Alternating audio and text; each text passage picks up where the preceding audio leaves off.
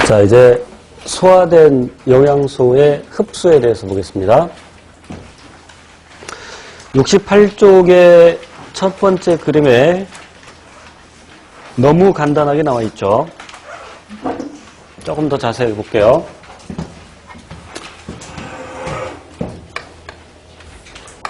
소화된 양분의 흡수는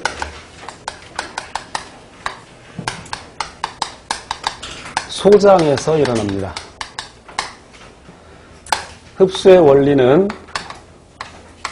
물질의 종류에 따라서 확산에 의한 것도 있고 능동 수송에 의한 것도 있고,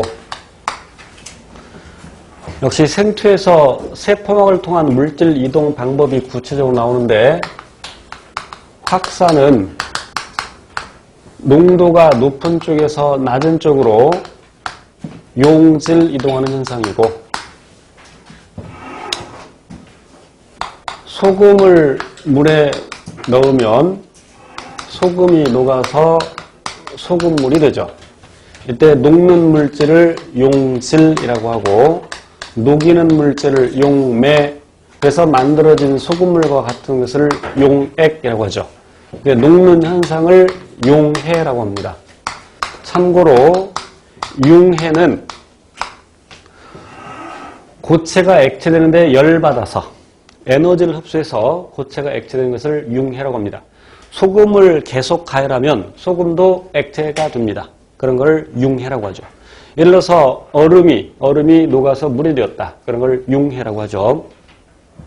여기는 용해. 비커에 물이 들어있고, 여기다가 빨간색 잉크를 떨어뜨리면 잉크 입자가 골고루 퍼져나갑니다. 그래서 결국 전체적으로 농도가 똑같아집니다. 자, 이렇게 확산 현상이라는 것은 그 분자가 스스로 운동하기 때문에, 그래서 분자 운동의 증거가 바로 확산이죠. 자, 그리고 삼투는 낮은 농도에서 높은 농도로 물이 이동하는 현상인데, 반드시 반투막을 경계로 해서 일어납니다. 우리 세포막도 반투막에 해당이 되죠. 쉽게 말하면 용질과 용매 있을 때 용매 이동시키는 겁니다. 용질을 잘 이동시키지 못하죠. 구체적인 것은 나중에 배우고. 자, 여기 반투막이 있습니다. 셀로판 종이도 반투막이란 일이죠. 그래서 왼쪽은 3%, 오른쪽은 1% 염화나트륨 수용액이 있다. 그럼 그 염화나트륨이 물에서 이온화된 상태, 나트륨이온과 염화이온으로. 그런데 이 이온들은, 전하를 띠는 애들은 반투막을 통과하기 어렵습니다. 쉽게 말하면, 진짜 그런 건 아니지만 구멍이 뚫렸다고 칩시다. 그래서 이 나트륨 이온과 염화 이온이 이 구멍을 통과할 수 있다면 농도가 높은 쪽에서 낮은 쪽으로, 그러니까 왼쪽에서 오른쪽으로 이동을 하겠죠. 그러나 이온은 반투막을 통과하기 어렵다. 그런데 물은 비교적 쉽게 통과할 수 있죠. 그래서 물이 오른쪽에서 왼쪽으로 이동을 합니다. 저농도에서 고농도로. 그럼 오른쪽은 물이 줄어들고 오른쪽은 물이 늘어나고 이렇게 되겠죠. 자, 그런데 삼투를 한마디로 얘기하면 물의 확산입니다.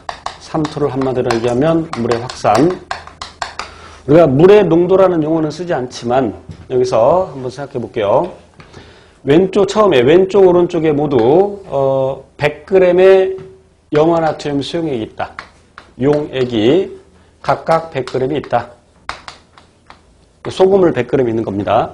그럼 이때 소금, 즉 용질은 3%니까 3g이 있고 1%니까 1g이 있고, 그럼 나머지 양이 물이겠죠. 왼쪽은 97g의 물, 오른쪽은 99g의 물. 우리가 물의 농도라는 말은 안 쓰지만 물의 농도를 오늘만 써보면 왼쪽은 97%, 오른쪽은 99%.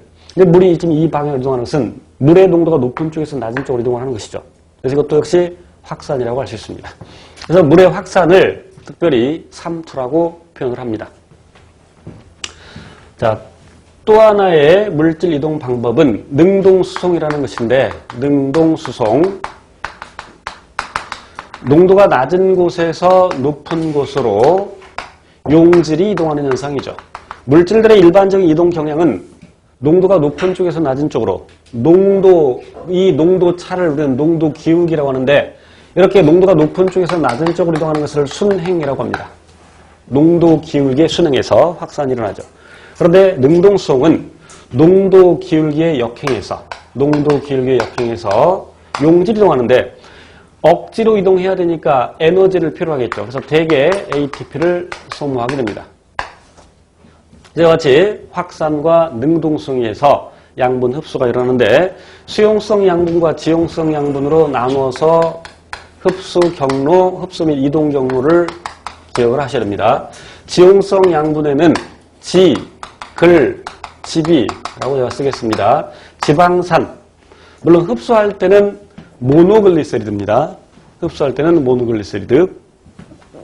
그리고 지용성 비타민은 A, D, E, K가 있습니다. 지용성 비타민 외우셔야 돼요. A, D, E, K. 소장의 융털에서 흡수가 되는데 이게 소장은 표면적을 넓히기 위한 융털 구조를 갖고 있고 이제 융털 구조를 좀 더 구체적으로 보면 하나를 더 크게 그리겠습니다. 여기 세포가 하나 있습니다. 세포도 역시 확대되었습니다. 자, 지금 이 부분이 소화강입니다. 소화가 일어나는 공간. 그래서 물질을 이렇게 흡수하죠. 지용성 양분을. 그런데 이제 더 구체적으로 보면 여기 암주관이라는 것이 있고, 암주관. 그리고 암주관 주변은 모세혈관이 있습니다. 오늘 제가 이제 대충 그립니다만 모세혈관이 있죠. 그래서 지용성 양분은 융털세포를 흡수한 다음에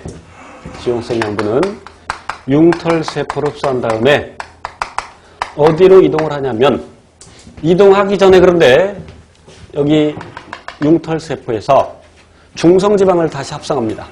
중성지방을 다시 합성하고 그리고 심한 내용이긴 합니다만 콜레스테롤과 섞고 단백질로 에워쌉니다. 그래서 어디로 가냐면 암주관으로 가죠. 그래서 지용성 양분이 간단히 고딩 과정에는 암주관으로 흡수한다고 하지만 융털세포를 통해서 암주관으로 이동을 한 겁니다.